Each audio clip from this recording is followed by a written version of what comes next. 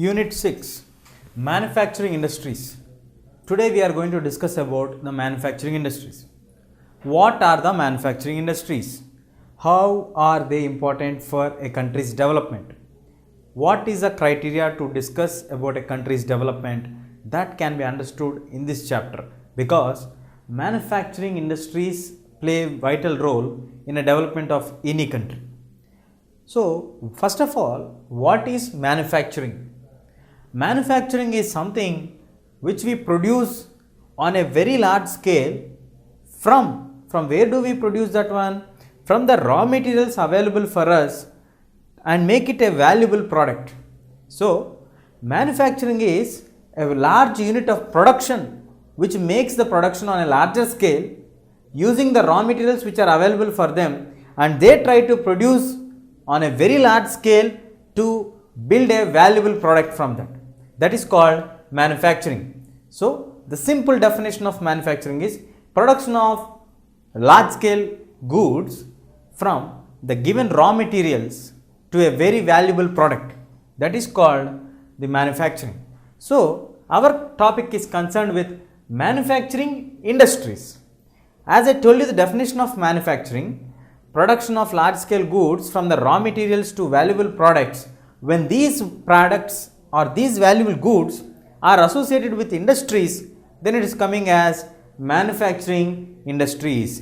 Industries are the places where you use the raw materials and make them into fine products. It is almost similar with the lines of manufacturing definition, where you manufacture in the large scale or in a larger amount the production from the raw materials. There they do the production for a stipulated purpose, for a designed product. They try to get the end product at a particular industry. For example, steel has to be made. If steel has to be made, that has to be derived from an industry. So the industry which is manufacturing steel is called steel manufacturing industry. So any manufacturing can be done. Today we are going to discuss about the industries which do manufacturing. Why we are discussing about only industries? We generally hear 2-3 types of industries: the basic industries, primary industries, secondary industries. The secondary industries play a very vital role in the development of any country.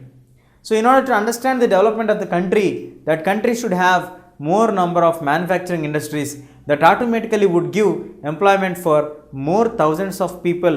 And when thousands of people get employed into the primary and the secondary sector of industries, moving from that basic occupations of agriculture, farming, shipping, all these insecure jobs to a secured systematic job procedure, then the development of the country also will be getting transformed from undeveloped country to a developed nation.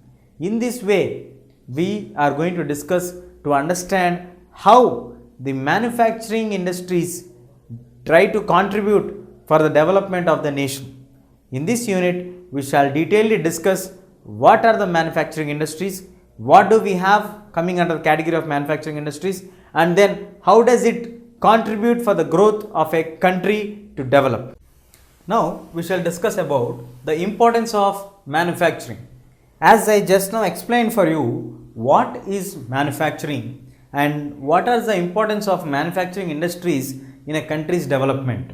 First of all, in any country, before understanding the importance of manufacturing industries, we generally categorize the countries basing on the people getting employed in different sectors: the primary sector, the secondary sector, and the tertiary sector.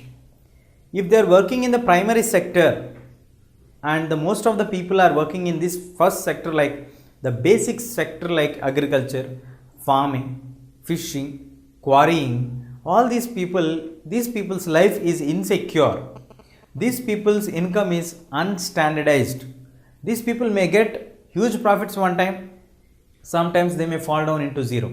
So this kind of fluctuating life will be present in the primary industry sector or primary sector. When we go on to the secondary sector, in the secondary sector we have small scale industries, large scale industries, medium scale industries. All these come under the category of secondary or this secondary sector. So in this sector, they will have a standardized salary structure. They will have a systematic payment for them. So there is no question of up and down. They will have the basic lifestyle which is equal in almost all the times. They do not have any seasonal effects. So moving on to third sector, that is like the service sector, where you have huge profits and the lifestyle will be extra luxurious and comforts. So that is called third sector. So primary, secondary and service sector.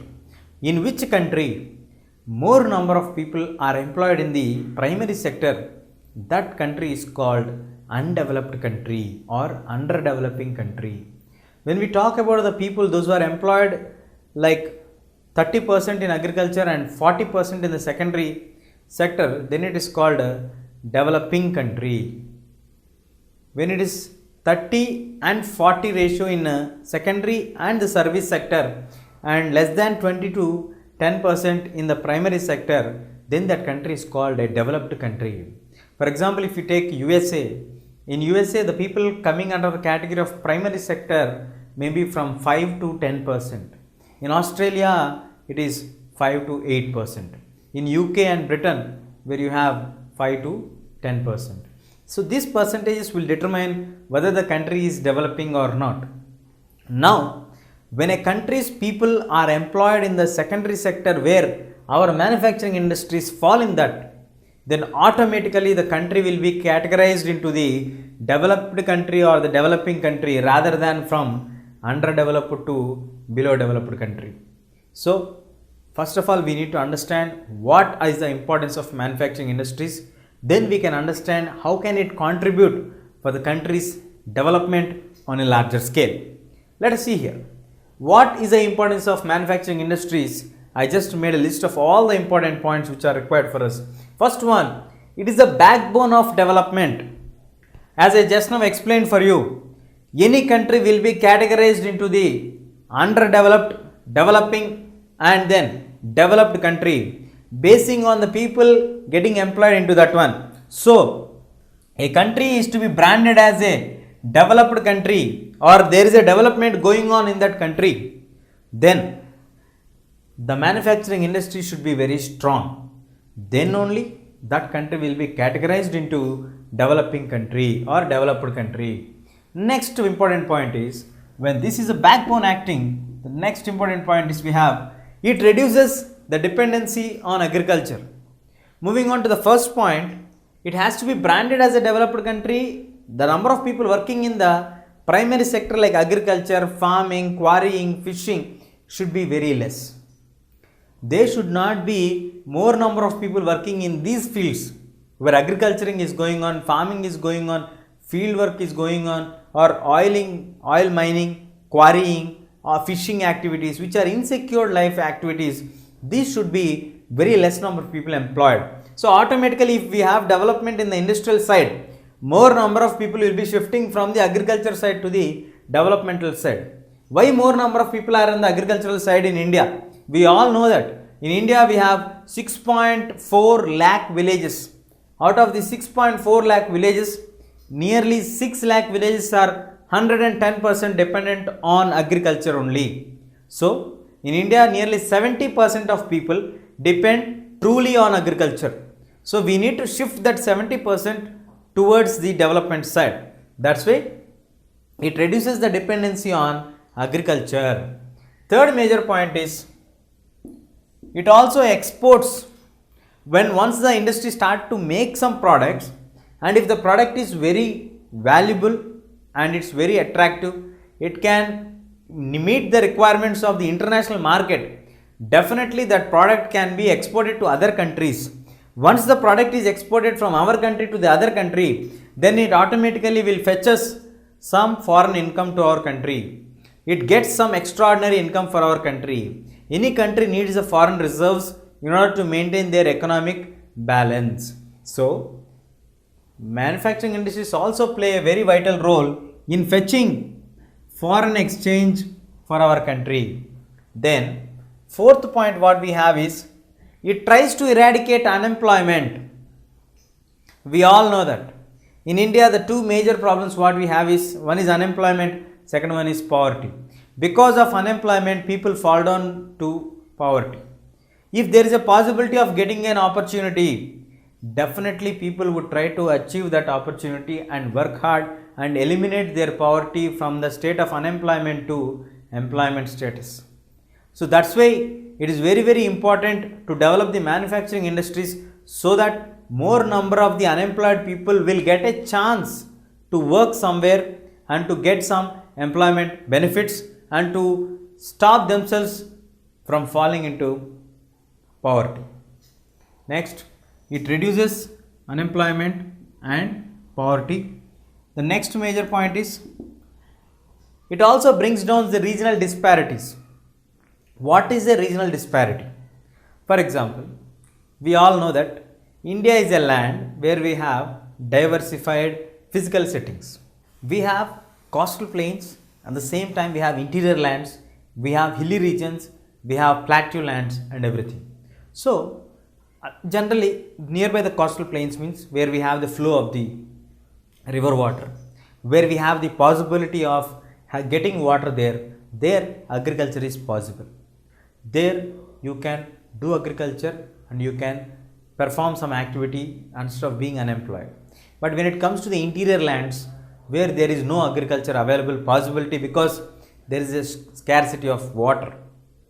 When there is scarcity of water, automatically it brings us to a situation where they cannot perform or do agriculture. When they cannot perform and do agriculture, if you are able to set up an industry there, when there is an agriculture possibility, people are getting employed in agriculture.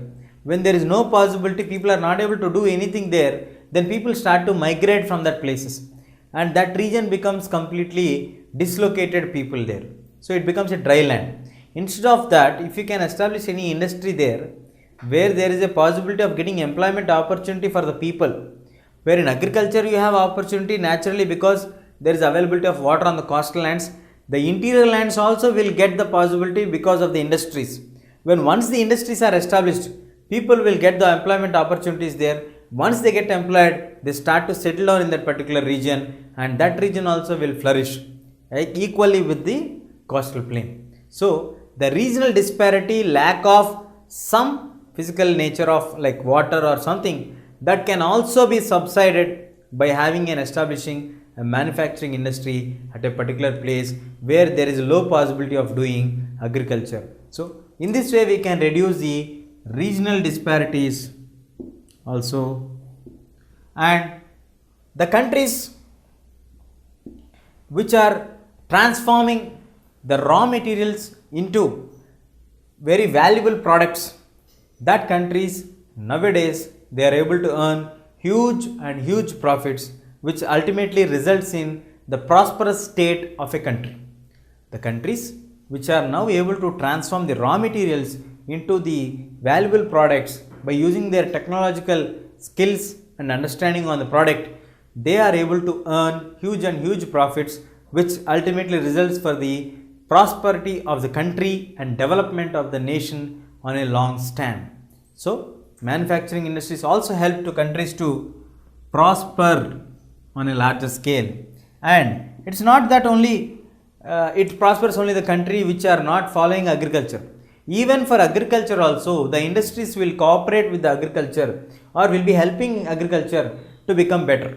An example for this, prior to this we used to have canals which are supplying water for the irrigation facilities, but nowadays you have pipelines, we have motors to bring the water from far off places at an instant speed and getting everything possible. So agriculture also was made into a profitable stand because of the invention of these pipelines, these motors and all. So along with agriculture, industries also will go hand in hand, adding advantage to each other. Agriculture will add advantage to the industries, industries will add advantage to the agriculture. So it's not two exclusive waves like agriculture is going in a separate way and industries are going in a separate way, but it is hand in hand nature of the industries as well as agriculture to go together and finally cherish the country on a large scale. And last but not the least, once the agriculture is given the boost by the industries, agriculture started to produce in large profits, which is actually providing a boom not only for the non-agricultural aspirants but also for agriculture, and automatically the living standard of the farmers has also increased in the past 2 decades. That's how the manufacturing industries are contributing on a very large scale for the development of the country in particular and also to every individual in general. Now moving on to understand how can this be a global phenomena. When an industry is starting to produce something, definitely it has to produce on a very large scale. When it is producing in a very large scale, it has to maintain the standard of the quality also. We all know that today we are in a global village where every country is having a competition with the neighboring countries, not just aside to them, but also the countries which are thousands of kilometers away from them. So today the technology has brought the entire world into a situation where we are considered in competition with the global village of the entire planet. So we need to make any product which can sustain to the international standard, then automatically you get the opportunity to market your product in the international market in various countries, and that would result us to have a global standardization and also to attain global remarkable achievement on a larger scale. So any manufacturing industry should have to maintain the power of quality in regards to any product whatever they make equal to that of the international standards, then only we can achieve our best. So in short, the manufacturing industries contribute a lot for the development of the country.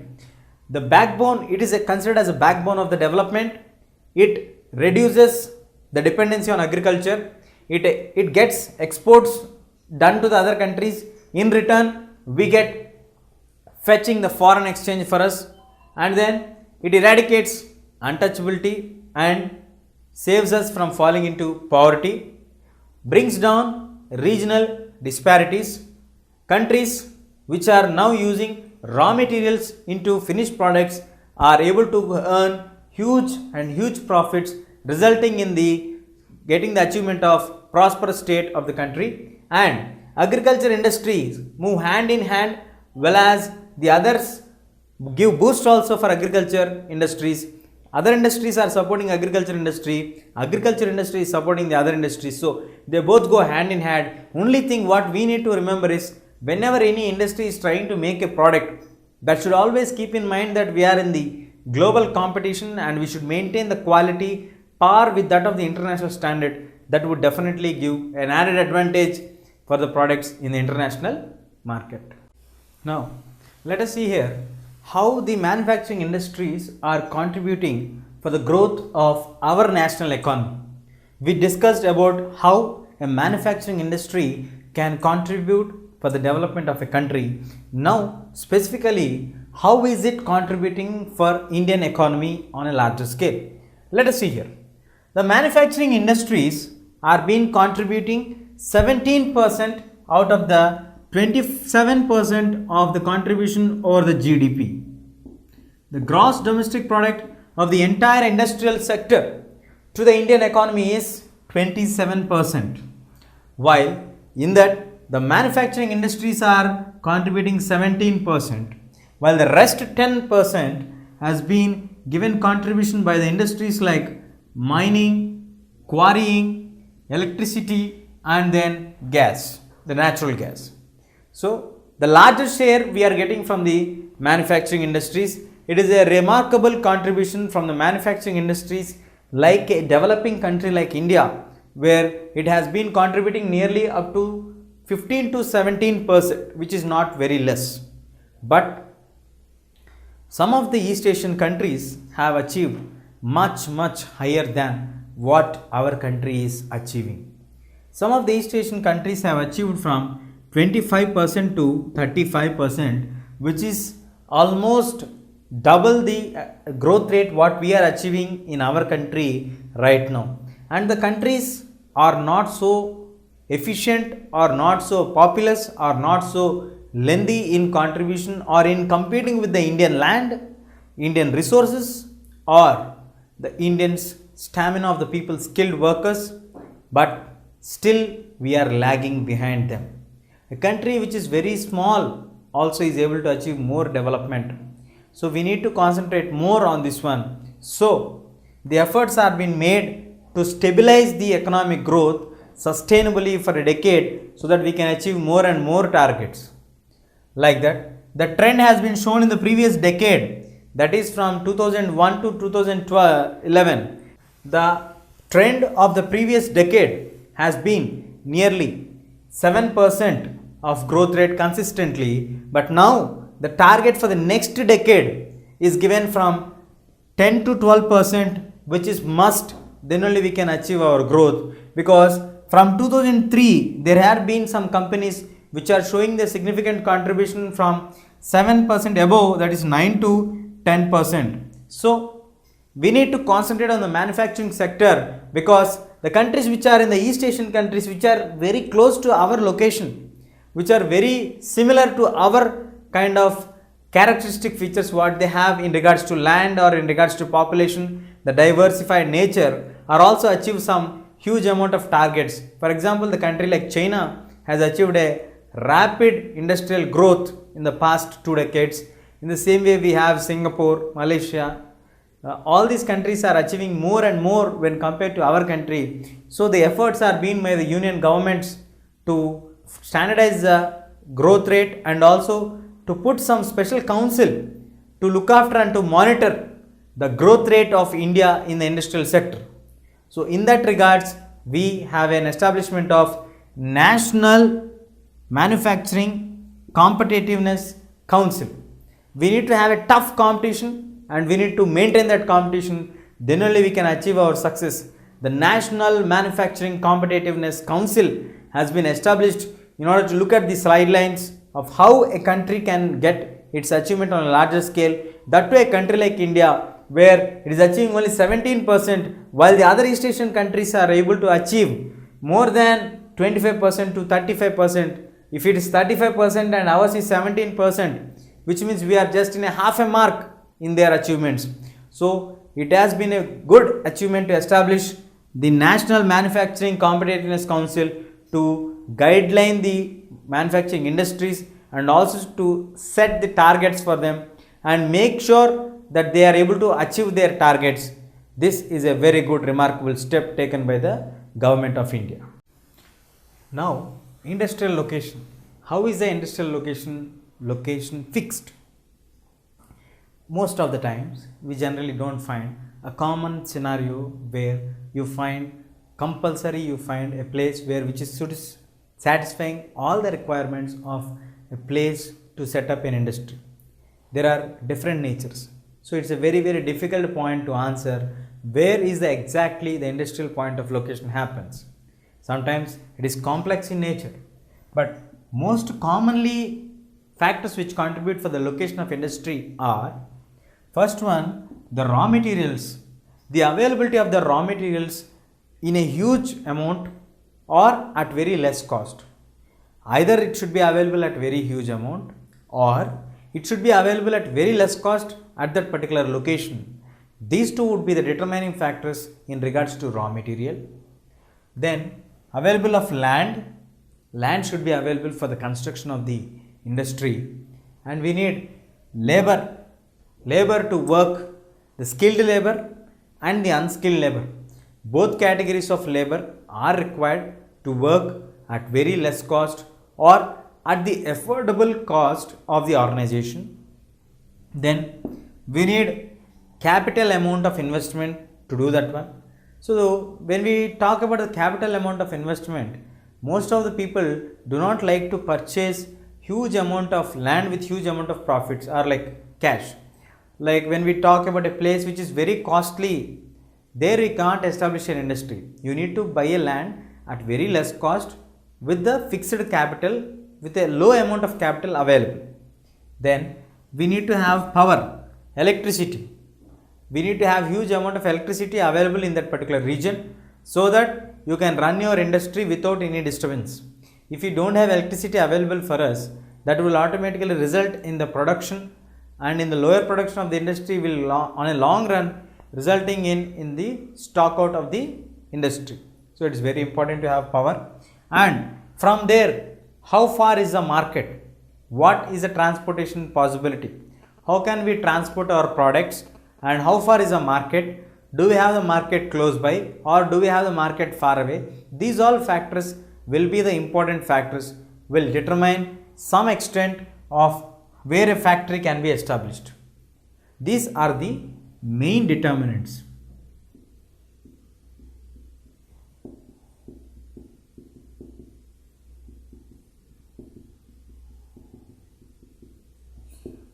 These you may get a doubt.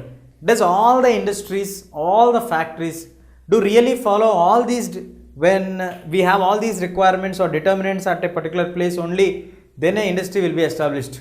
No. It is very rarely found that all these factors are found at a same place. You generally don't find raw materials available where a place is at very less cost, where the labor is available there. You may have capital everywhere, you can carry cash, but you don't find a land available everywhere wherever you need. You may get raw materials, then you may get power, you may not get market for your product. So it's very rare combination to have all the key factors at your level of cost or very closely available to you. So what is the other major determinant that will get a factory to be located at a place or an industry to located at that particular place? The simple logic is low cost.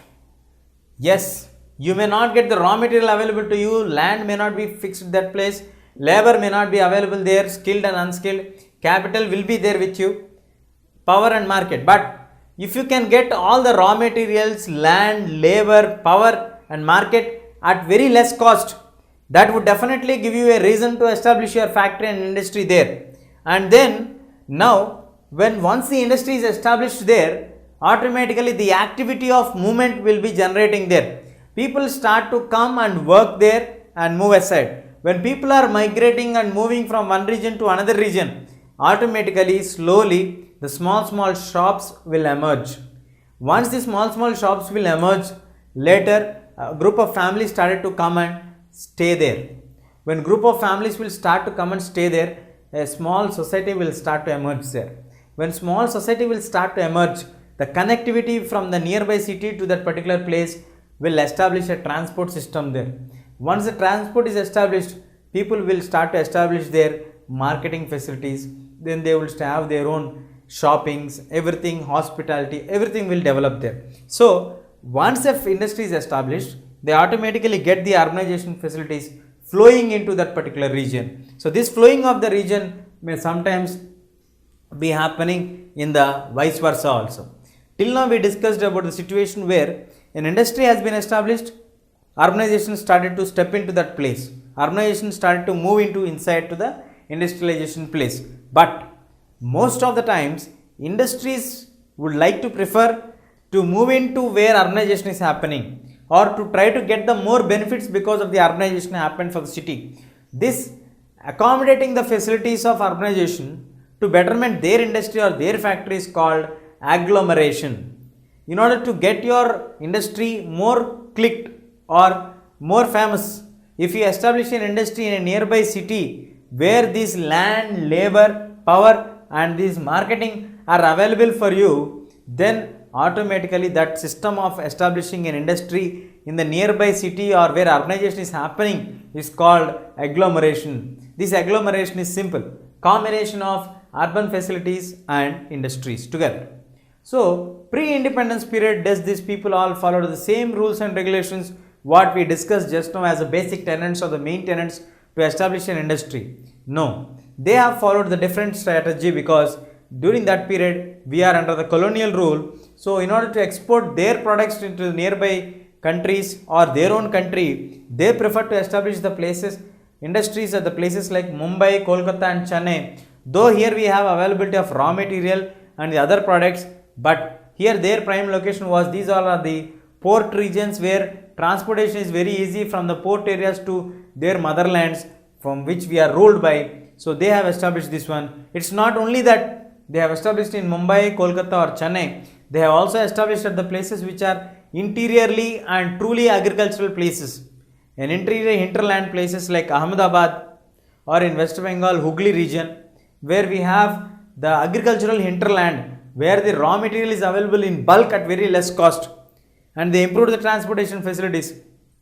So there are various strategies to establish any factory at any location, but the final reason to establish any factory, or the key reason to establish any factory, is least cost, low cost, affordable cost. Whatever it may be, cost is a final word which will bring a factory to a particular place. So now let us have a brief recap. What are the major criteria that are required to establish a factory or an industry? The raw materials should be available for them at very less cost. The land should be at the affordable cost. The labor, skilled and the unskilled labor, should be available. Capital, huge deposit, should be present with us. Power, electricity, should be available. Marketing places should be available for them. All these together, getting at a single stroke, is an impossible task or very rare combination which we generally don't acquire at any place.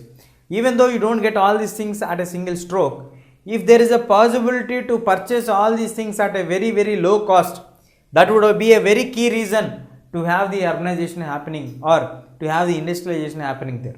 And along with, once the industry is set up, that would automatically leads to the growth and flow of the urbanization towards that particular city.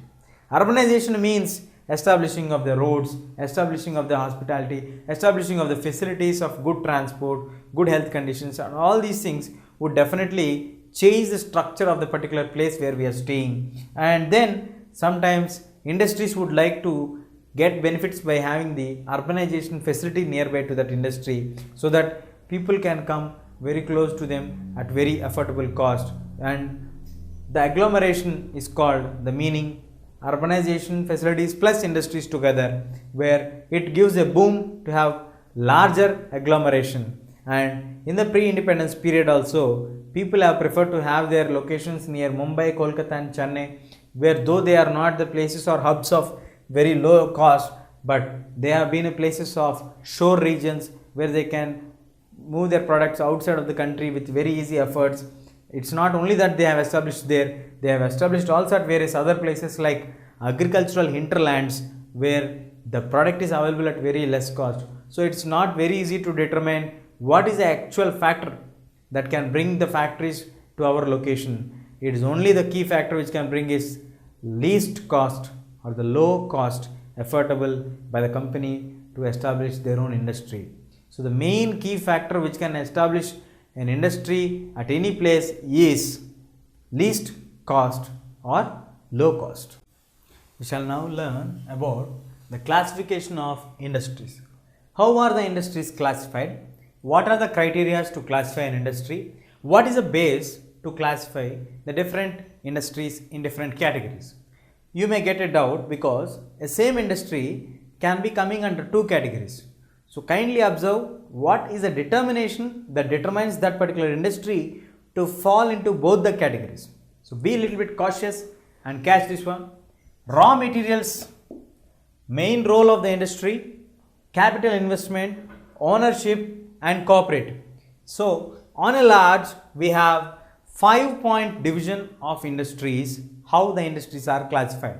Industries are classified into 5 major categories. Those 5 major categories are raw material based, main role based, capital based, ownership based and cooperative based. When we discuss about the raw material based industries, basing on the raw material from where we acquire the raw material to a particular industry, that industry is being branded on that. For example, if you get an industry's raw material from the agricultural fields or from the agricultural backdrop, then it is called agro based industry. The industry which gets its raw materials from the agricultural points is called as agro based industries. Example of agro based industries are cotton industries, woolen textile industry, jute industry, tea industry.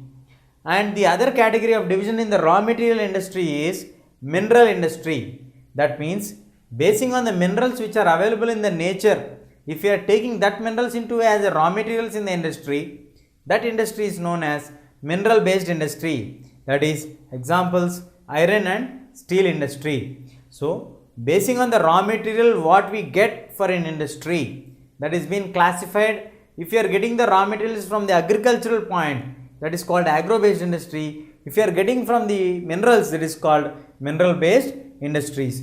Raw materials are again divided into agro-based industry and mineral-based industry. So, raw material industries are agro-based and mineral-based. Examples for agro-based are cotton, woolen, jute, tea. Examples for mineral industries are iron and steel. Moving on to the main role. When we talk about the main role means how it plays a key role in the development of a particular product. For example, let us take in order to manufacture steel and all, we need some basic products. So for every industry to construct its own base products, we have the basic industries known as, where it plays a basic role in any industry or basic in any other product to be generated. For example, like iron, steel, copper. In order to have iron, to have building construction, to have any other products, you need strong base. The strong base can be provided by iron industry. So like that, the basic things are called basic industry. And when we talk about the consumers on larger scale, it can be consumed on large scale based on the consumer satisfaction, that is called sugar industry, toothpaste industry, fans industry, where all are consumer related products, that is called consumer industry. So the role, who is our target in order to produce the basic products or in order to produce the consumer products? So basic product industries, consumer product industries are two major divisions. In basic product industries, we have the example of iron and steel, copper, whereas in the consumer product industries, we have the example of sugar, toothpaste and fans, etc. When we talk about the investment, the capital amount required for us to establish a factory, that capital amount, if it is less than 1 crore amount, which means nearly 100 lakhs or 10 million, which is more than 10 million amount of rupees, then it is called small scale industry. If the investment is more than 10 million or 1 crore, then it comes into the category of large scale industries. Less than 1 crore, small scale industries. Greater than 1 crore, large scale industries. Moving on to the basis of ownership. Who will be the owner of the factory? Who will be the owner of the industry? If the owner of the industry is public, means government will run those industries. That is called public industries, where the category, in this category we have the examples are Bharat Heavy Electricals Limited, Steel Authority of India Limited, BHEL and SAIL. The next category is private industries. In private industries, the private industry will be owned completely by private persons.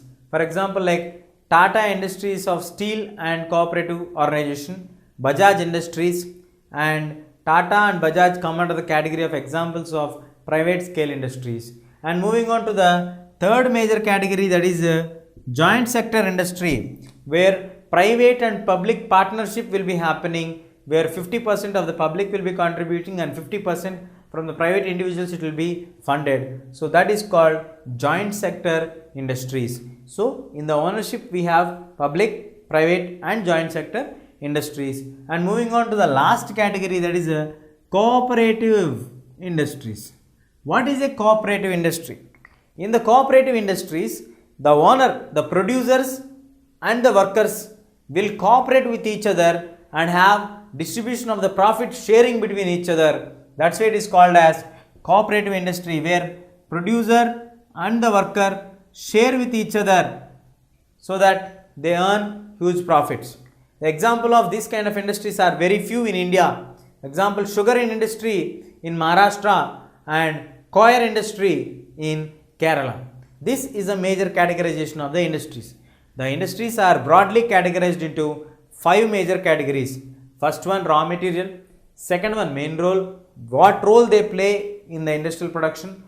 3, capital. 4, ownership.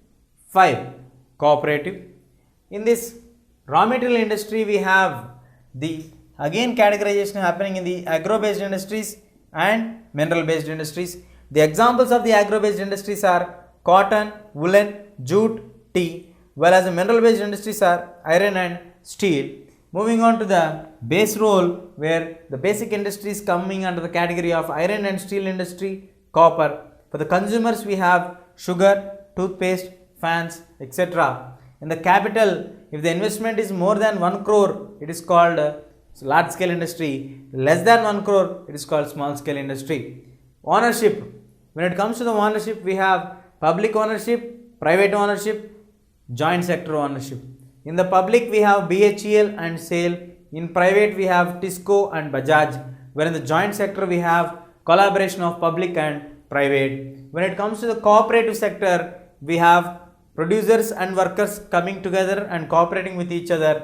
The examples for this are sugar industry in Maharashtra and coir industry in Kerala. These are the major 5 category division of industries what we have in our country. Let us try to understand the left out category of production, that is based on the production, how much production does a product comes from the industry, and the product, if it is in the very strong content or the good which is coming out from the particular industry, if it is very strong in nature, then it is called heavy industry. For example, the heavy industry example is iron industry. So iron industry falls in 3 major categories. One is in the raw material industry, that is in the mineral based category. Next, we have the productivity base industry, where it gives a base for other industries to have it as their raw material. And now it is coming under the category of heavy industries. Now the other category is light industry. All the other electrical equipment what we use comes under this category of light, that is electrical equipment. Now moving on from the categories of industries to understand what is an agro based industry, and let us discuss few examples of agro based industries. The agro based industry is an industry where it derives its raw materials from the agriculture raw materials. So the industry which gets its raw materials from agriculture is called agro based industry. The examples of the industries which are associated to agro based industries are cotton industry, jute industry, silk industry, woolen industry, sugar industry, and the edible oil industry. And among these all industries, the textile industry has got a significant place in the Indian context. When it comes to our country, the textile industry plays a very vital role. The production of the textile industry has been going up in economy to up to 14%. The industrial production is the only industry where the production has been consistently growing up to 14%, and nearly 35 million people are employed directly.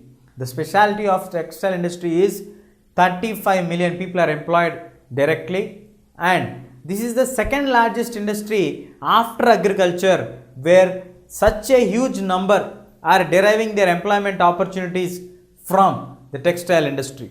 And moving on to understand about the foreign exchange, we are getting nearly 24.6%, which means nearly 25% of the foreign exchange of our country is derived from this textile industry, and then 4%, it contributes nearly 4% for the entire country's gross domestic product.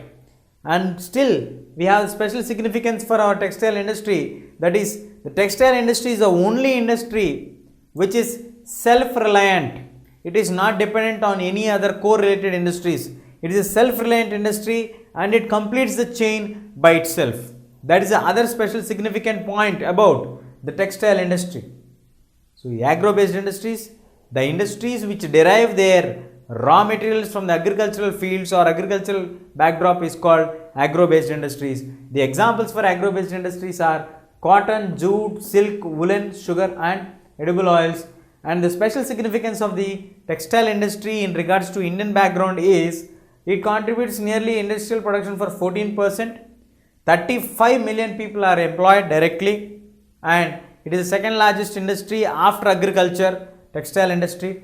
Foreign exchange, it contributes up to 25% of the entire India's foreign exchange, 4% of the country's GDP, and it is the only industry where it is self-reliant and completes the entire chain without having link with the other industries. So, the second largest industry provides employment for larger scale people is the textile industry. That's how it is making a remarkable contribution from the agro based industries corner. Let us now learn about the cotton textile industry, how it was developed from the prior Indian independence to the modern day. In the ancient period also we have a good quality of cotton available in our country.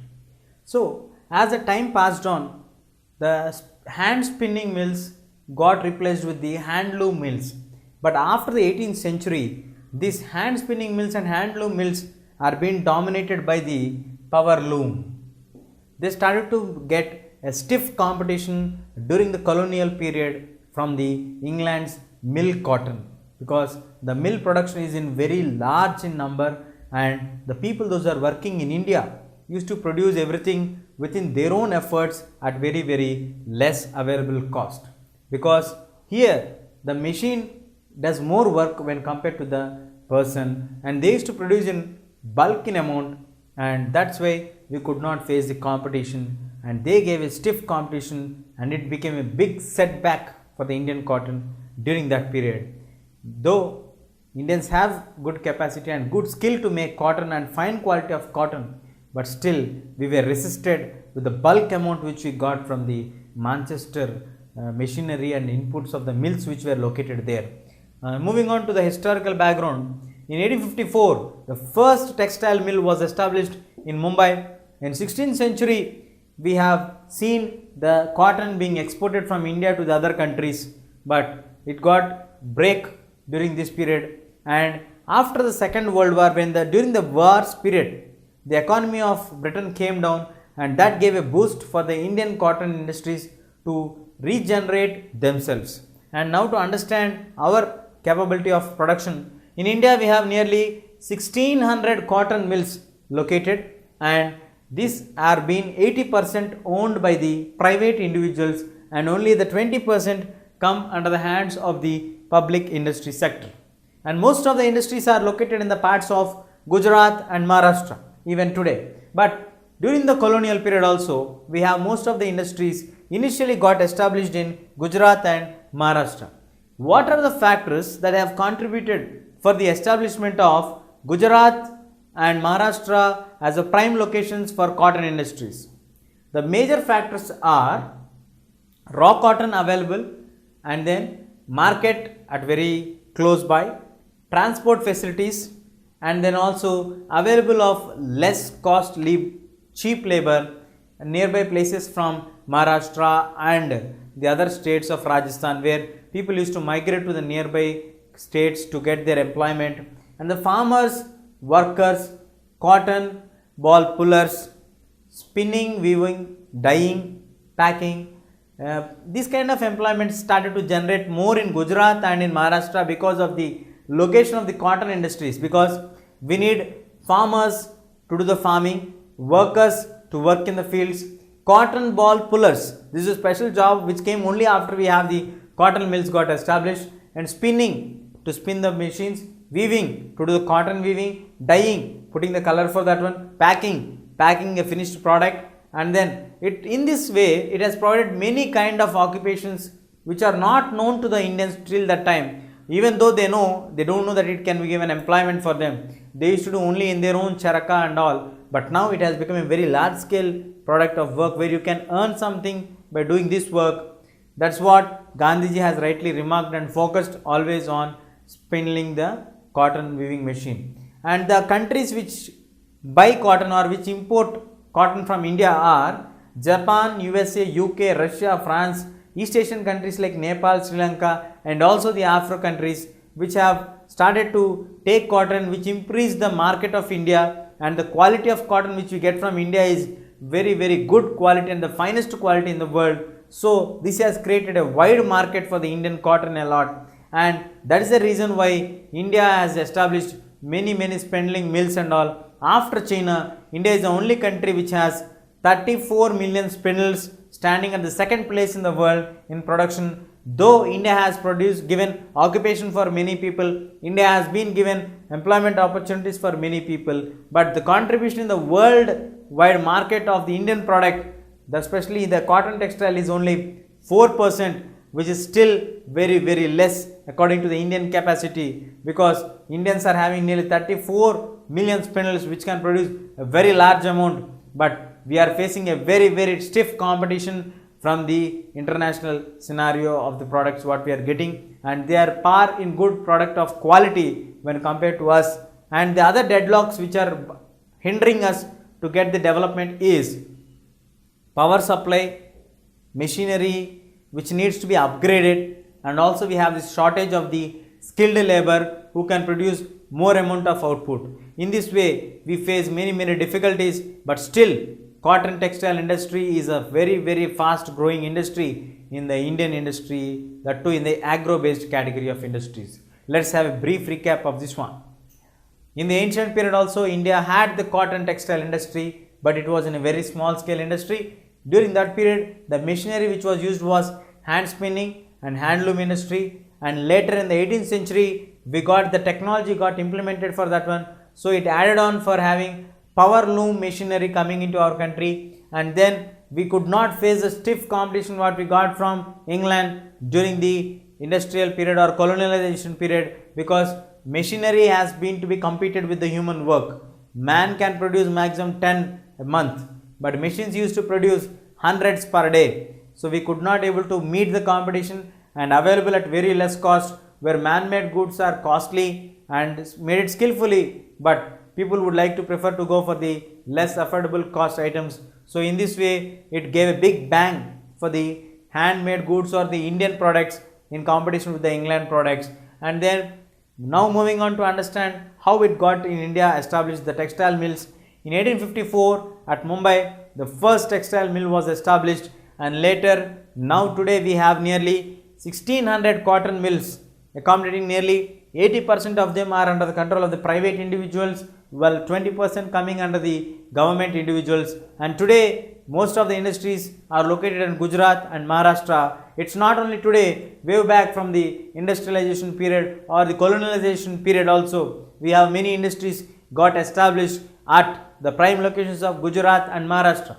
What are the factors that have contributed for the growth of industries at these prime locations of Gujarat and Maharashtra? The factors which might be contributing for the growth are raw cotton, market availability, transportation facilities, and the labor available at very less cost, the skilled and the unskilled labor.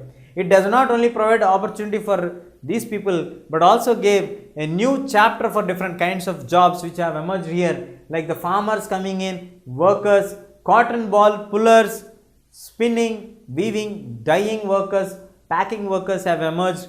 And like this it has given a new chapter, new categories of jobs for the people in and around the industry. This has provided a large scale employment by giving various kinds of jobs for them.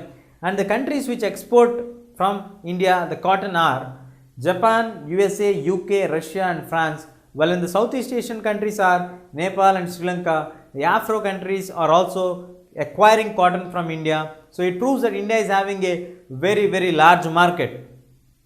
India is the second largest country after China, having 34 million spindles located in India. And moving on to understand what is the contribution of India in the worldwide trade, in its contribution in the percentages, we have only 4% in the world contribution, which is regardingly very less when it compares to the capacity of India. And the deadlocks or the hindrances what India is facing is the power supply, lack of sufficient amount of power supply, and the lack of the latest equipment machinery which needs to be upgraded according to the needs. And the most important contribution is we need more and more skilled labor, because you need to produce more and more amount of output with less number of time period available for us. So these are some of the hindrances which are blocking India to have a stiff competition from the other parts of the world, but still India is fighting for our place, and India is standing at second place with having more number of spindles located, fine quality of cotton is produced from the Indian region. So cotton textile industries are also contributing on a very large scale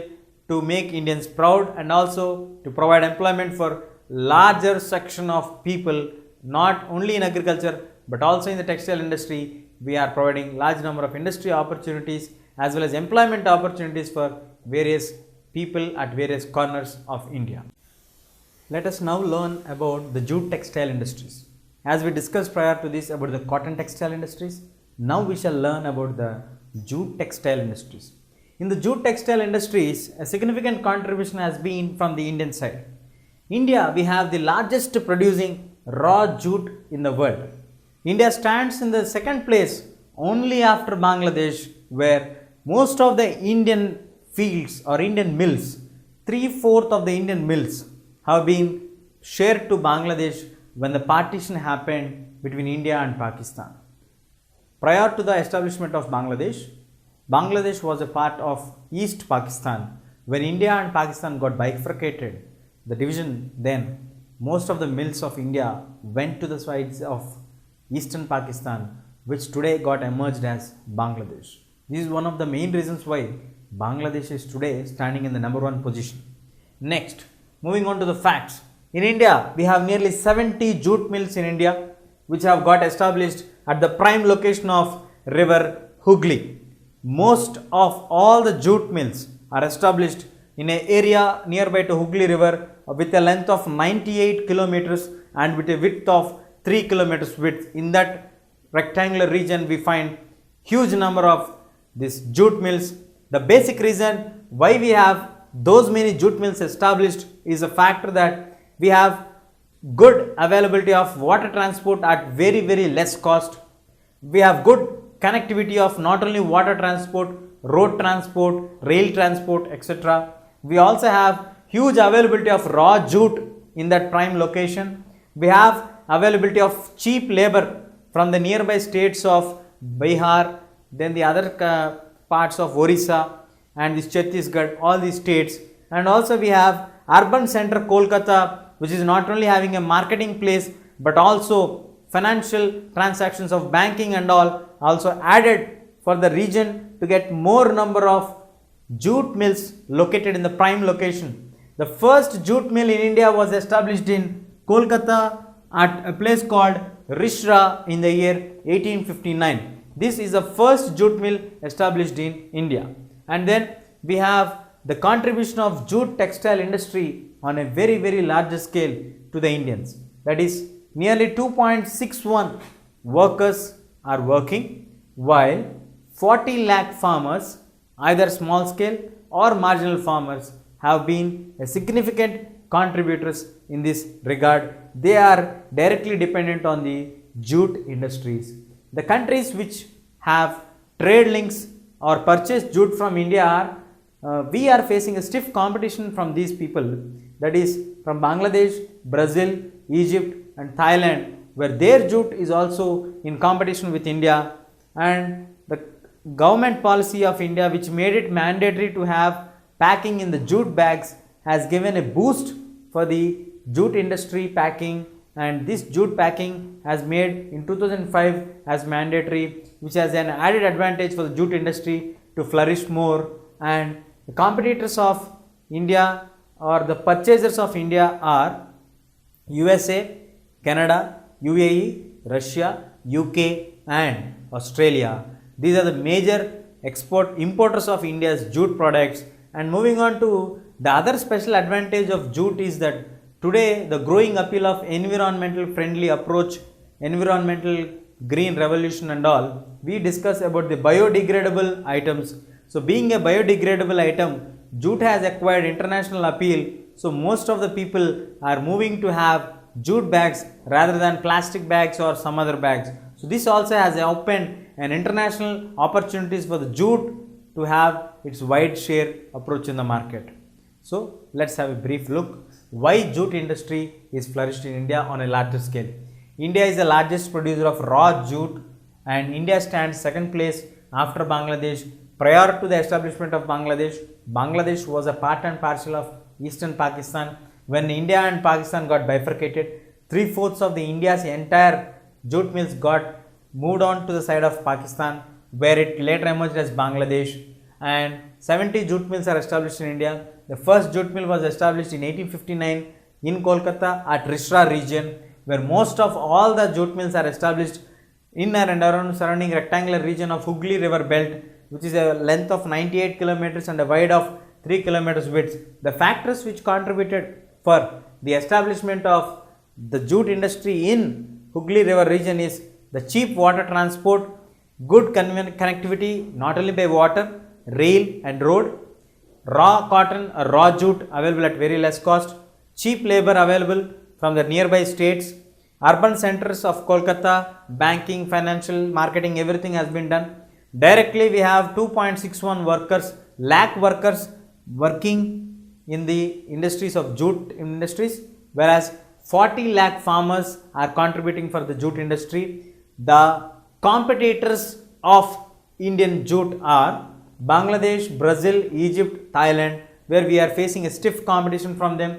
But the policy of India, which made it mandatory to have jute packing, has given a boost for jute industry to re-boom itself, and our Indian important jute imports, the other countries, or India exports jute to USA, Canada, UAE, Russia, UK and Australia, while the appeal for the international market has been made to use the global biodegradable items. So the jute has that nature of having biodegradable item. So most of the countries now started to prefer to have jute packing rather than having this plastic packing. So this also added an advantage for the jute to be having an international market, and an appeal to all the countries in the world to use jute bags has given a boom for the Indian jute mills to grow larger and further and to increase their production.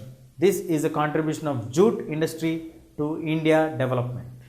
Now we shall discuss about the agro-based industries. In that we have the sugar industry. In that sugar industry, India has a significant place when it comes to the production of sugar. India is standing at second place in the production of sugar. This we need to remember very carefully because India is having many resources. In that, sugar plays a very important role. India stands second place in the production of sugar, means the first country which stands in production of sugar at the top level is Cuba, a very small country located in the northern American continent. Now, moving on to understand at which places actually India is having the production of sugar. Gur and Kansari are the two famous points where we have the sugar production in a very large scale in the northern belt. But as we move on to understand now the scenario of establishing a sugarcane industry or a sugarcane industry has been started to move towards to other regions, especially they started to shift towards southern and western states. What is the reasons that made the people, especially the establishers of sugar industry, to migrate from the northern states towards the southern and the western states? Those are, the first point what we need to understand is that the high sucrose content. The sucrose content is available in a very high range, so it is very difficult to transport this high sucrose content at very short distance. The problem is when a sugarcane is having a high sucrose content, it has to be transported very soon to the nearest mill, where a sugar mill has to be established and the factory has to be there in order to do the processing done. Then only the sucrose content can be reduced. If not, we cannot achieve that one. But when it comes to here, when there is a high sucrose content and the transportation delay is there, that will automatically result in the loss of the sucrose content. That is the main reason why we need to have high sucrose content. The next one is cool climate in the west and the southern India. You may get a doubt how India is getting cool and less climatic temperatures when it compares to north, though it is very close to Himalayas. When we look at the geographical location of India, the geographical location of India clearly shows for us that when we move on to the south, it is having a peninsular location where it has three sides water and also having western Ghats and eastern Ghats, which makes them to receive heavy rainfalls. When we receive heavy rainfalls, automatically it results in the establishment of heavy cool and pleasant temperatures. That is the reason why we have cool temperature, which also results in the longer crushing climatic condition, where we can crush the sugarcane for a longer time. That is an added advantage when we have the cool climate. And what are the challenges that the sugarcane industry is facing? The sugarcane industry is facing the seasonal nature attitude of the crop. A crop will be getting only in the time of when we have the rains and in the winter season. In summer, sugarcane crop cannot be grown. So in summer it is absent. That's having the seasonal nature of the crop. The second one is the methods what they are following are old and inefficient. Now moving on to understand what are the other problems that we face when it comes to get the problems or challenges when it comes to sugarcane industry, that is old and the inefficient methods what they are following actually, and then the transport delay. As I told you before, when the sucrose content is transported for long distances, the quantity of the sucrose which is present in the sugarcane gets decayed when it's traveled for long distance. So when you observe the sugarcane, if you buy a sugarcane in the morning and evening, if you look at that, the edges of the sugarcane started to come closer and starts to come closer towards itself, releasing that the sucrose content is coming down. That naturally we can understand when you look at the sugarcane. So when bulk of the sugarcane is transported for long distances, that will automatically result in lessening the content of the sucrose. So transportation delay is another major problem. That is the reason why they are moving from the other regions to this side, and they also need to upgrade their system by using maximum usage of the baggage system. These baggages also are very important issues. These are the major challenges what they are facing when it comes to the sugarcane industry, and why it is not so developed in the northern regions, and why the people are moving towards the southern and the western states. First of all, we are standing in the second place in the production of the sugarcane. But as the time passed on and as situations are changing, now the Gur and the Kansari regions and all the other regions, we are facing difficult problems because the people started to migrate from that region to this region. When I talk about the people those who are actually want to cultivate sugar and those who are actually running the sugarcane industries, those people, those who are manufacturing the sugar, these people started to change their mindset and started to move towards the southern and the western states. And these major advantages while moving from this north to the south and the western states are the high sucrose content will automatically be added advantage because of the good climatic condition, heavy rains, wet moisture climate, hot and humid climatic conditions, and also moderate temperature climate. These all are the added advantage of this one. And then the long crushing climate. We also get the advantages of a long crushing climate from June till December or till Jan. We can do the crushing of the cane. So that would be an added advantage for the crop. And the challenges what they are facing are the seasonal nature, the old and the inefficient system what they are following now, and the transportation delay. As I told you, the seasonal nature of the crop is a major disadvantage because in summer you don't have any work in the industry because the crop cannot be produced, while the transportation will play a major role in getting the maximum output from the crop. Once if the crop has been done with the work and you do the harvesting, after the harvesting is done, obviously we have to move on in search of a transport system because you need to transport it immediately to the nearest factory where the processing can start. Then only you get the maximum output of the sucrose what is present in the sugar field, the cane. Otherwise you would lose the content of the sucrose and it results in the half of the delay. Definitely it would result in the more than half of the loss of the sucrose content of the crop. So this is a major disadvantage, and now it's a very high time to maximize the usage of baggage. All these things are the important factors which we need to remember when it comes to the consideration of the sugar industry.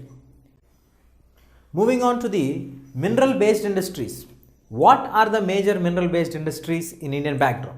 We have seen all the agro based industries. We have discussed about the pros, the negative issues or the challenges what they are facing. Now moving on to understand the mineral based industries. The major industry in the mineral based industry is the iron and steel industry. Iron and steel industry is the heart of any country's development. If the iron and steel industry is developing, it is considered as an index for the development of the nation on a whole. So it plays a very vital role. Now understanding what is the importance of iron and steel industry, Very simple logic to understand the iron industry. Why is it important? Because iron is a basic raw material for the industries which are making or manufacturing heavy industries, medium industries or light industries. Heavy, medium and light. So for every industry you need the base product, that is iron. That's why iron industry is very important. And coming to steel, whatever engineering goods we are making, whatever the machinery goods that we are thinking or planning of or making electronic goods, everything we need to get associated with the steel products. So iron for heavy, medium and light industries, steel for engineering and the manufacturing goods. So all these two are very important backbone industries of any country. That's the reason why it is considered as an index for a country's development. In any country, if iron and steel industry are developing, that means literally, logically, in reality, practically, the country is in the standard of progressing. It is a step ahead towards progression. It is developing. That is a symbol of having an index when it comes to iron and steel industry. And second, we have heavy and bulky nature. We need to produce that in the heavy and the bulky nature, and automatically when we talk about iron itself is very heavy and you cannot carry it in the form of by folding it or carrying it in some other form. It has to be carried in long rods or in the long things which are very bulky in nature and very heavy. So it's very difficult to carry them. That is also one of the factors which are affecting for us to produce large amount of iron, and transportation is really a very difficult task when it comes to transporting heavy objects, and that too in a bulky nature is really a tough task. And understanding how does they mix, the common combination is iron ore, coking coal and limestone are mixed with a ratio of 4:2:1. That means 4 parts of iron ore, 2 parts of coking coal and 1 part of limestone are added, then only you get the steel. And today India is able to produce 32.8 million kgs of steel, whereas India is standing in the 9th position in the entire world in the production of steel. Well, India is playing a very vital role on this, and we need to understand one logic here, because though India is producing so huge amount of steel, the per head usage per annum of steel of the individual of India is just only 32 per head. 32 kgs. We are producing 32.8 million kgs, while it is only available to a common man at 32 kgs per annum.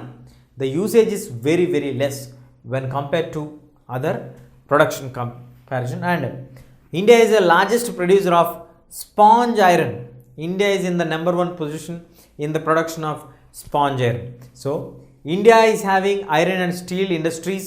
India plays a very vital role in producing iron and steel.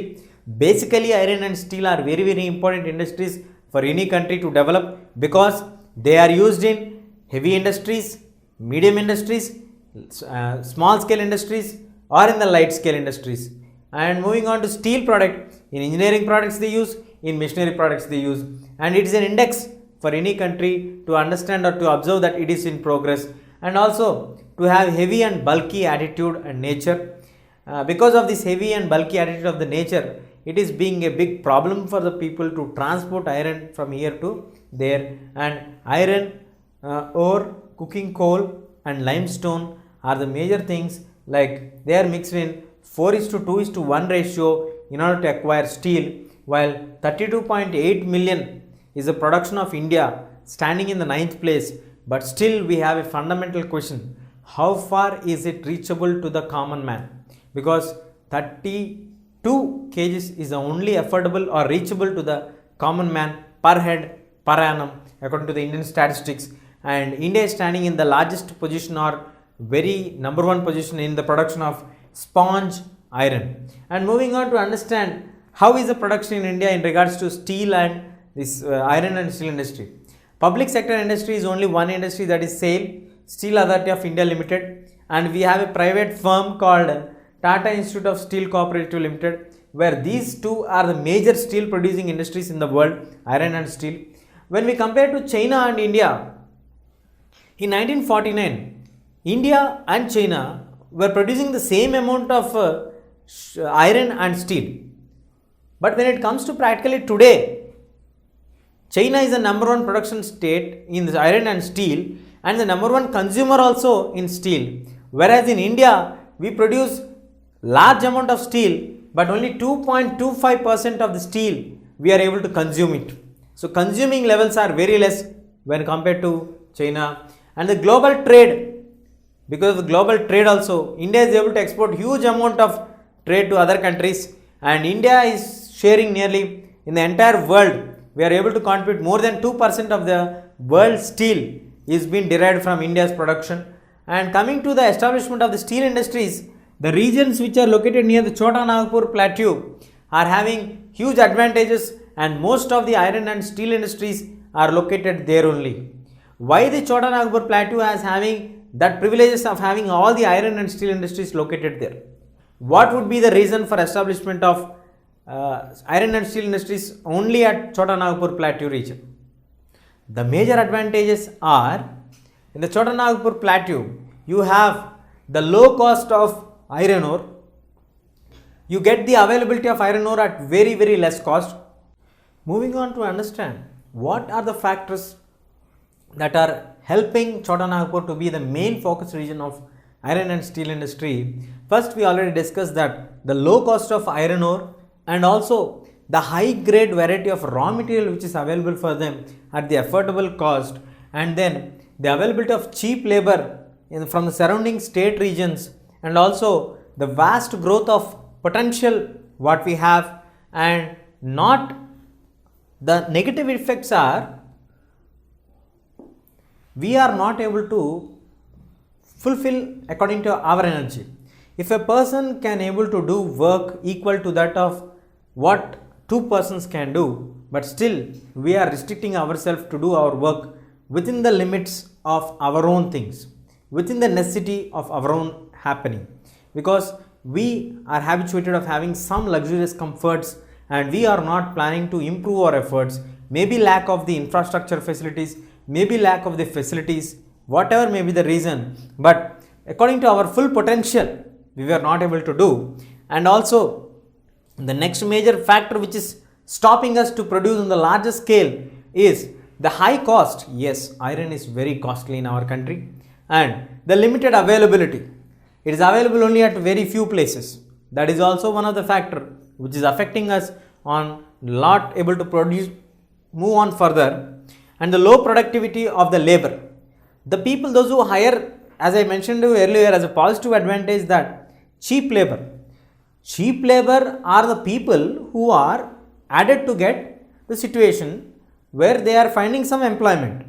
But once they get the employment, they will not be able to find out anything because they find it very difficult. They are not skilled labor. That results in the low productivity of the labor. When we are choosing an employee, we have to choose a best employee who can fulfill our requirements. They select the employees who are coming at very less cost. That would automatically result in a situation where they could not produce according to the requirement of the job profile. So that is a problem here when it comes to the labor. They pick up the huge number in the bulk in number, and that affects the production on a larger scale.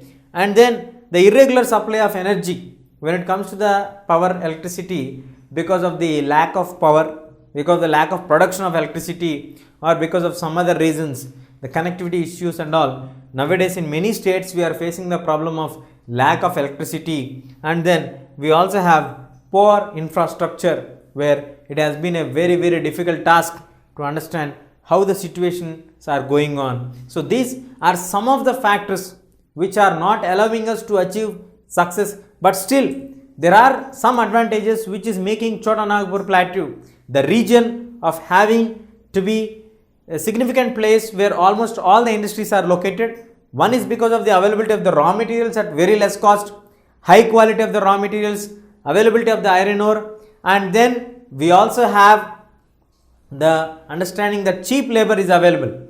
As we discussed earlier, what are the factors that may make us to establish a factory in that the major factors are discussed here: availability of raw materials at very less cost and availability of cheap labor.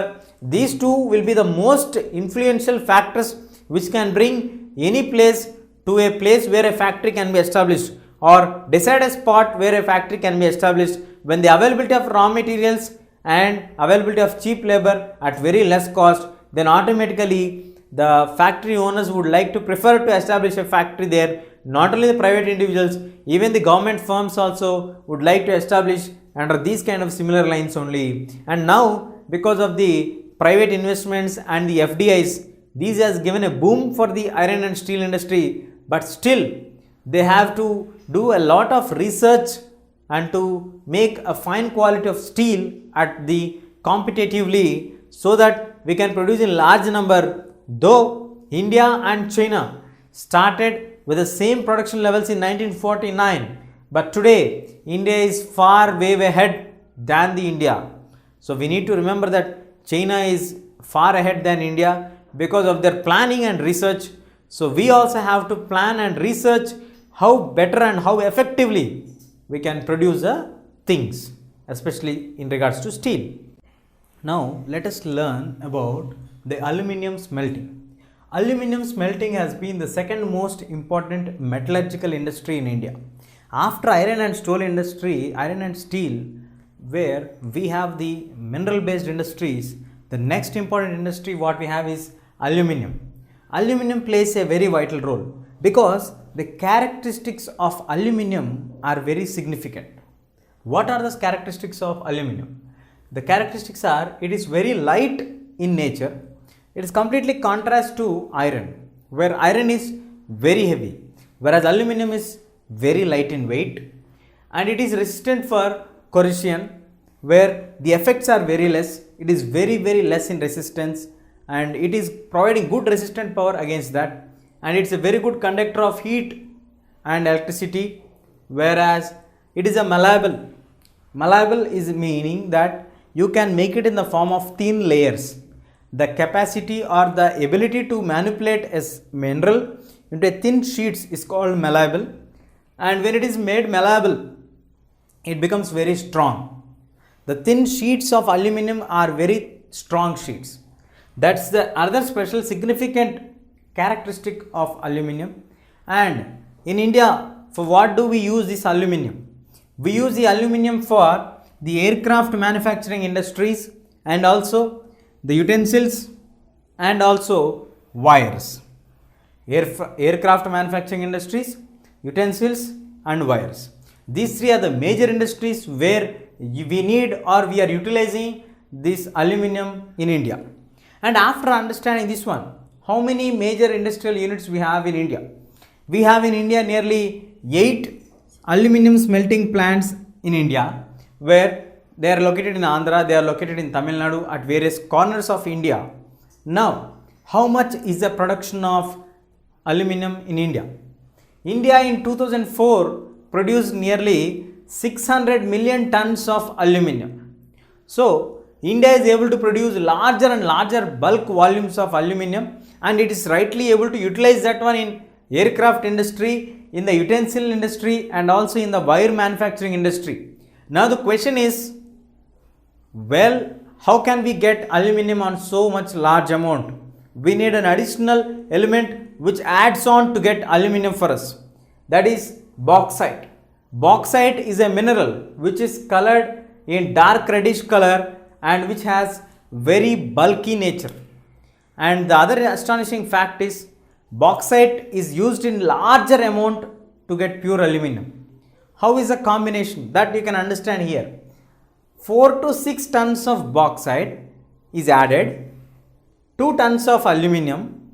4 to 6 tons of bauxite is added to 2 tons of alumina, where alumina is a raw form of aluminum. In order to purify the raw form of aluminum, that is alumina, we need to add 4 to 6 parts of this bauxite. So bauxite plays a very vital role to get pure aluminum into our hands. So in that way, 4 to 6 tons of bauxite added to 2 tons of alumina results in getting 1 ton of aluminium. That is Nothing but you need to get 1 ton 1000 kgs of aluminum, you need to spend 4 to 600 kgs of bauxite, adding it to 2000 kgs of alumina, resulting in 1000 kgs of aluminum, that is in the pure form, where you can utilize this one. So for this entire processing and all, these 4 tons of bauxite and 2 tons of alumina needs to continuous electricity supply, where now it is a major problem in India, where we are facing a lot of difficulty in electricity.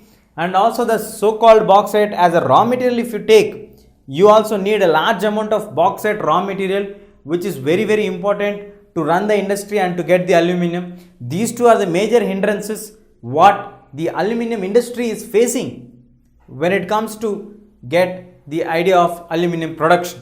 So these are the major positive assets. It's very light in nature in the sense of weight. It is a very good resistant to corrosion, and it's a very good conductor of heat. It also has the attitude, or it is having a nature of malleable nature, which means we can make it in thin sheets and it becomes very strong after it's made malleable. And it is used in the aircraft industries, utensil industries, and also wires industry. We have nearly 8 smelting units in India or plants, and in 2004 India is able to produce nearly 600 million tons of aluminum. While now coming to bauxite, bauxite is a key factor to make aluminum available to India, because bauxite has to be added in a very large amount, plus it is in the dark reddish color, so that has to be added from 4 to 6 tons to produce 2 tons of alumina, the raw form of aluminum. You get pure form of 1 ton of aluminum. So this is a complex process where you need a large amount of bauxite available, should be made available for us, and then this electricity has to be supplied continuously. Then only the entire chain of process of mixing these two and getting the pure form can be done. Other than that, it is very difficult. These are the two major hindrances: the supply of electricity and the supply of the raw materials are obstructing India from putting large production of aluminum. Other than this, India is having a very significant position in the production of aluminum, and this is the second most important metallurgical industry in India. Now, chemical industry. The chemical industries are the fastest growing industries in our country. They contribute nearly for 3% in our country's GDP. Because they are growing very fast in our country, we can understand this because of the green revolution, which has been implemented in India from 1960 on a trial basis every year, expanding it from the crops of wheat, paddy, millet, pulses and all. So today, in a larger scale, in the entire agricultural field, the importance of chemicals has been increased on a larger and larger scale. That has been a major concern and major reason why the chemical industry has been a fast growing industry from the past 2-3 decades, and it has been a major contributor for India. It is contributing nearly 3% of the India's entire GDP, and in India especially, India is producing large amount of chemicals. In Asia, if you take, India is standing at number 3, while in the world it is producing 12th place. So it means that India is having a significant contribution not only for the production in India, but also it is able to supply its chemicals to the other corners of the world, around Asia and around the world. And moving on to understand where these chemical industries fall in the category of, whether they fall in the large scale industry or the small scale industry. They fall under the category of both. In some areas they fall under the category of large scale industries, while in the others it fall under the category of small scale industries. Large scale industries and small scale industries. Coming on to understand whether we are following the organic or the inorganic. Organic and inorganic, where we have both. Organic also we have some positive trends, and coming to the inorganic also we have some positive trends which are showing in the growth in regards to the industry, to chemical industries. And where does these are actually used? These chemicals are actually used in the making of soaps, glasses, and also the detergents, and in making of caustic soda, perfumes, and all these things are being major products which are released outside from the chemical industries. And also it is a astonishing point to understand that these chemical industries are spread over in various corners of India, because the major reason why they are located in different corners of India, and you find many chemical industries at various other places, that is because they need to be located near oil refineries. Where there is an oil refinery, there you can establish these chemical industries, which gives, because the basic raw material for the chemicals is the petroleum products. So from the oil refineries they can get the raw material for them, and from there they can initiate the process of the chemical industry and produce, and now they are able to earn huge profits by having the chemical industries. So chemical industries are very, very important in our country's economy, as well as for a developing country like India, where most of the people are dependent on agriculture, and that too after green revolution the importance of chemicals has increased a lot. So it is the fastest growing company, 3% industries, 3% it contributes for our country's GDP. It is standing in third place in production of chemicals in Asia, while 12th place in the world. While it is coming under the category of large as well as in the small scale industries, it is able to produce organic and inorganic products. It is making manufacturing like glass, soaps, detergents, perfumes, caustic soda and all these things which are used by us in our day-to-day needs. And today we are able to have the oil refineries, because the key location of chemical industries is nearby to oil refineries. The basic raw material what we have or what we need for these chemical industries is the petroleum products. So the petroleum is available at the oil refineries, so they are able to encash the situation wherever there is a raw material, there they would try to establish a chemical industry. And moving on to have the fertilizers, the associated industry with chemicals is the next side is fertilizers. As I was mentioning to you about the green revolution, the fertilizers which we use are mostly the nitrogenous fertilizers. In that nitrogenous we are famous for phosphate and the ammonium phosphate or diphosphate. These nitrogenous chemicals are playing a vital role, because it is the third largest producer of nitrogenous producers in our country, because India is able to produce huge amount of the nitrogenous fertilizers in India. We have nearly 29 urea plants and 9 minor plants, as well as 68 small single super phosphate plants which we are able to produce. And in our country we have nearly 10 public corporations or industries which are held by the government. One major one is located at Hazariyah in Gujarat. While after the green revolution, we need to understand the point very clearly, because the significance or the importance of the fertilizers to add on to the agriculture or the field to increase the production has been focused largely in the green revolution, and that made the people to understand the importance of fertilizers. So they understood the importance of fertilizers, so the need for the fertilizers increased in many states.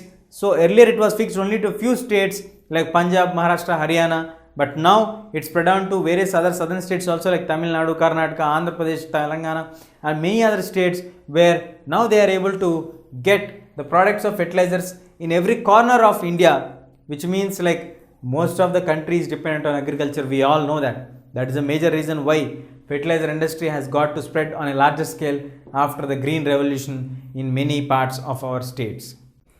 Now focusing on the cement industry, we all know that cement industry is a basic industry for construction of industries, houses, bridges, roads, dams, anything, whatever you need to construct, we need cement. Cement is a basic requirement for us to do any construction. When we think of a thought of constructing something, immediately we get into our mind that is construction means cement. So for making cement, considering manufacturing of cement as an industry, moving aside from the abilities or the uses where cement is used, let us think of manufacturing of cement. How is cement manufactured? What are the raw materials that are required for the manufacturing of cement? That we shall see now. The basic raw materials which are required for the manufacturing of cement are limestone, silica, aluminium, gypsum, coal and electric power supply continuously what they require.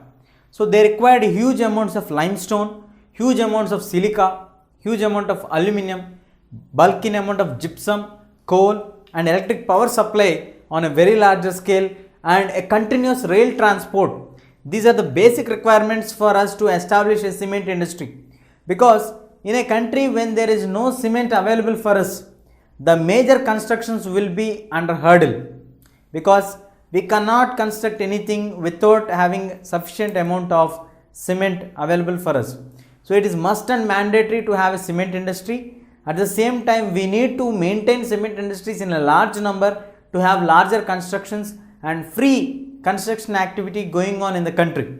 Along with that, we also have the first cement industry or factory established in Chennai 1904, whereas after the Decontrol Price Act of 1989, many of the industries started to come up, and today in India we have 128 large cement plants, while 332 small and minor plants are being established in India with the cooperation of the government and in collaboration with the private industrial sector. And cement has been not only utilized only for the Indian requirements, but is also exported to the Middle East countries of Asia and the central part of the world, Middle East, and then African countries, and also the Asian countries' requirements are fulfilled by the Indian exports. So cement industry has been one of the basic industry in India, and also it's growing rapidly in India. If we see wherever it is utilized, whatever we think of construction, we need cement as a raw material for us, and the same raw materials what we use are limestone, silica, aluminum and gypsum. We also need huge supply of electricity and rail transport, good transport facilities. The first cement plant was established at Chennai in 1904, where from then we started to establish the plants which need heavy investments also. But after the Decontrol Price Act, which came in 1989, the efforts were made to increase the number of cement plants in order to meet the requirements of the country's cement needs. So today we have nearly 128 large plants, 332 minor and small medium plants, and most of the cement in India not only fulfilling India's requirements, but it is exported to other countries like Middle Eastern countries, African countries and some of the East Asian countries also. And moving on to understand next major industry what we have is the automobile industry. The automobile, when we think of the word automobile, we immediately get into our thoughts that transportation. Transportation is a major task of automobiles. So nowadays, after the globalization aspect, we have the increase of 2, 3 and 4 wheelers transport rapidly and very fast, and this has come up after the policy of liberalization came into force, which came in 1990s. After 15 years, that is in the past 15 years, this industry has seen a quantum jump in the rise of production, because after liberalization came in 1990s, many of the private industries started to step in and start to manufacture them, and nearly 10 private industries were in competition with each other to produce the automobile sector, and they are producing in different varieties of different two-wheeler variants, four-wheeler variants, three-wheeler variants. So it has been a very huge competition, and they started to pump in the entire required physical capital as well as the technological inputs, and the research are being done, and they started to move into the market by bringing in their products. So now today we have many factories which are producing this automobile industry in various corners of India, especially in Delhi, Gurgaon, Mumbai and Ahmedabad, Jamshedpur, Hyderabad. We have various industries which are producing these two-wheelers, four-wheelers and three-wheelers and pumping them in larger scale into the market. The fastest growing industry nowadays in India is automobile industry after the cement industry. After moving aside from cement and automobile, the next major industry which is giving hope for many millions of people, and today any young kid, if you ask what is your dream, he would definitely say that he want to be a software engineer. Most of the younger generation people have a dream to become a software engineer. So what are the industry that accommodates the software engineers is this: information technology and electronic industry. This is the industry which came into boom after 1990s. Earlier it was fixed, only confined its role to transistors, television, radio, TVs and all these things. But once the computers have come and the software developers have come, the movement they have stepped in, electronic gadgets have come in. The role of the people have increased, and Bangalore has emerged as the electronic capital, where we have 18 software parks open and provide a single window services to the software professionals whoever they need it and what to meet the requirements of the entire world, where it is been registered that on 31st of March 2005 1 million employees are employed only in software industry, which is going to grow in 8 times in the next 3 or 4 years, which means by 2009 it has been growing up to 30 to 40%. 42 means nearly 4 million people are employed today. Today that has gone up to 10 to 20 million people, and these BPO industries, customer support industries, all these are the new upcoming achievements of the software industries. Today a person can earn huge amount by working in a software industry rather than working in the traditional jobs what we have from the age old times. So this has been a real boom for the people who are having a dream to achieve something. They wish to have a software engineer or to become a software engineer or to be a software developer who can earn huge amount in a larger scale. So this industry is a latest industry, very young industry, very big industry, a huge place to get opportunities for the younger generations of India to come up. Let us move on to understand what is the major pollutants that are affecting from the large scale of industries what we have discussed. We have understood we have various kinds of industries: mineral based industries, agro based industries, chemical based industries, fertilizer industries, all these things. Now on a large scale, all the industries are showing their impact on environment. That's what our topic is: industrial pollution and environmental degradation. How industrial pollution is affecting for all of us in regarding to environmental degradation. Industrial pollution meaning here is whatever the industry releases, that will be considered as industrial pollutants when it is creating some kind of harm for the society or for the environment. Now let us see it when the comes to the concept wise, like for example air, for example water. How industrial pollutants are affecting air, how are they affecting water, how are they affecting the entire land on larger scale, and also the noise, why we are getting so much of irritation, and all these we shall be discussing under every subheading, because industries for us, we all know that every country when it needs to develop, it needs large number of industries. That's one side for the requirement of industries.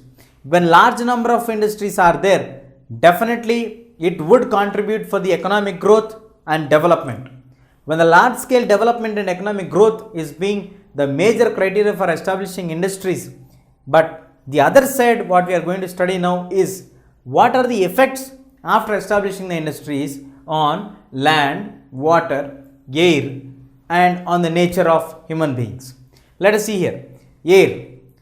On the air, how does the industrial pollution shows its impact? Undesirable gases like sulfur dioxide and carbon monoxide. Sulfur dioxide and carbon monoxide are injurious to our health, so we should not inhale them when we are inhaling it in the nature. So these undesirable gases which are harmful in nature gets involved in the air because they are released from the industries. After they are released from the industries, we have many other particles also joining this dust moisture, like dust, spray mist, and the smoke. We also see smoking of people. These all get added and making the condition more worst for the people. And we have one example how when air gets polluted, how it turns the people into tragedy. Like in Bhopal, when the gas tragedy happened, the air got mixed with that poisonous gas very soon, where many people lost their lives. In 1984 this incident happened, but till today we are not able to repay the situations, or that situation was really a very tragic one. People could not forget even today also. So Bhopal gas tragedy, where this air when it gets polluted, we all know that we cannot survive if we do not breathe for 1 minute. So air has to be pure. When air is not pure, it definitely affects our human health, then plants, animals, and on a larger scale the entire atmosphere.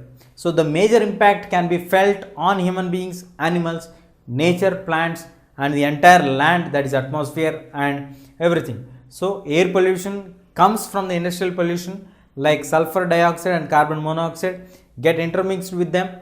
They also have some particles like dust particles, spray mist and smoke, which are also joining to make the situation more worst. We have an example of a tragedy which happened at Bhopal, and it started to affect the human health, animal health, plants and the atmosphere. The next category, which is very important for us, is water. After air, the second most important one is water. Without having water, we human beings cannot survive. So industrial waste, from the industries, whatever the waste that is released, which is having the combination of chemicals and pollutants, gets added to the river water. When the pollution of water, I mean the polluted water comes and gets added to the river water, that river water will get associated with that one, starts flowing and taking the chemicals to the people, where people collect the water from the rivers, and the river water is supplied to the people for drinking and all. These chemicals they are taking, inhaling directly, so that start to show the adverse effects for them. And the major industries which are releasing their water wastes are paper pulp industry, chemical industry, dyeing industry, petroleum industry and the tanneries industries. These are the major contributors for doing water pollution. Water pollution is another difficult task for us to control, because we all in a industrialization process, in a development stage of understanding that when industries come, our country will develop, our state will develop, our region will develop. We all initiated the process of industrialization by the union government and the respective state governments, but the other effects are also to be addressed very seriously. This will affect the human life, then marine life, the fish, everything. It entirely disturbs the fish chain. Then the land starts to get degraded, because the chemicals, when they go into the land, because of the flow of the river water or rainwater, they go into the land and they move on into the underground layers of the earth, and the underground layers, water whatever is present, that also gets contaminated, and the people those are using the borewell water also will get many negative effects of this water pollution. And moving on to the next category of pollution, which is associated with environmental degradation of industrial pollution, that is thermal pollution, thermal heat. The excessive heat which is released from the nuclear power plants is a very serious concern for us, because when the overheat is released into the land or from that factory, that heat will be going into the underground layers of the water, and the underground water layers will get evaporated very soon. And not only this, the plants which are surviving there will lose their life, and also the marine life will get affected to the nearby water plant places or nearby water bodies. So these all are the adverse effects of this one, and we are also having a threat of getting cancers, birth defects, miscarriages of the pregnant ladies, and also water waste. When the water is mixed with these kind of chemical wastes, and when that gets, because of rainwater, get percolated into the soil, the entire soil also gets contaminated, where we cannot get good crop into our hand, and we are having many harmful chemicals released from the nuclear power plants, which is very dangerous.